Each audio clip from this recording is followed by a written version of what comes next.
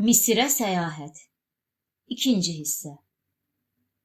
Xəritənin yarısını çıxarıb qumun üstünə sərdim. Digər yarısını da qumda çəkdim. Xəritədə piramidanın 4 qapısı təsvir olunmuşdu. Baxdım ki, əgər şimal qapısından girsəm, xəzinəyə daha tez çataram. Bunun üçün piramidaya girəndən sonra 4 qapıdan keçməliydim. Digər qapılardan girsəydim, aza bilərdim. Mən əlimdə xəritə piramidanın qarşısında dayanmışdım. Görəsən bunlardan hansı şimal qapısıdır, deyə düşündüm.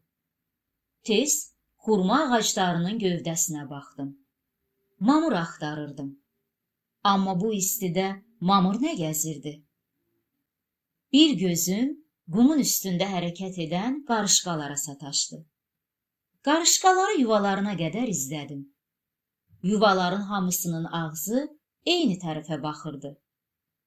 Deməli, bura cənub tərəfdir. Əks istiqamətə getdim. Birazdan böyük bir qapının ağzında dayanmışdım.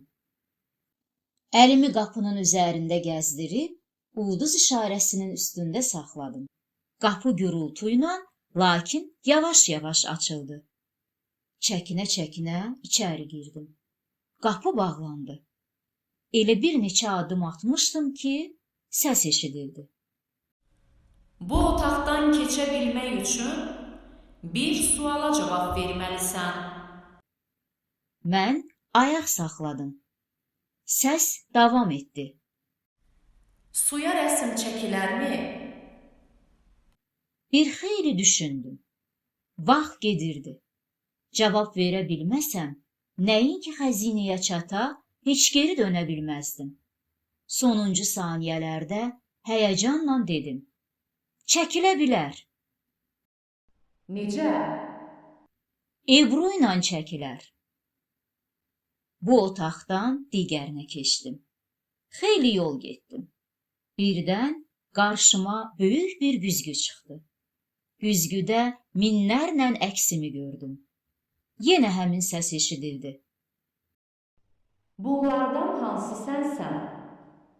Düzgün cavab versən, növbəti otağa keçərsən. Yoxsa...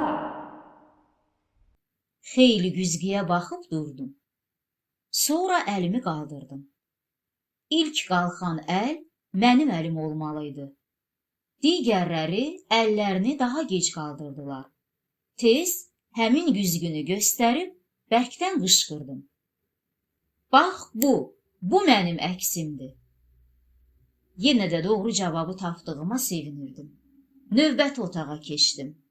Otağın küncündə bir sandıq qoyulmuşdu.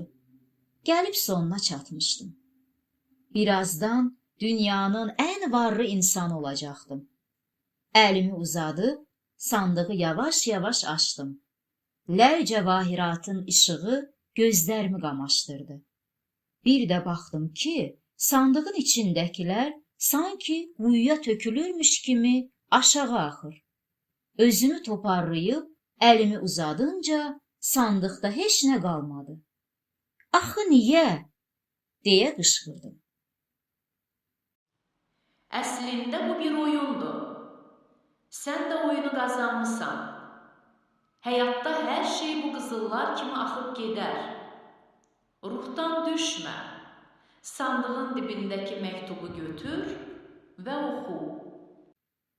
Zərfi götürüb açdım. Orada yazılmışdı.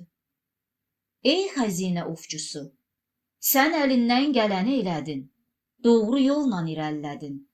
Buna səbəb dürüst, ədalətli və ağıllı olmağındır.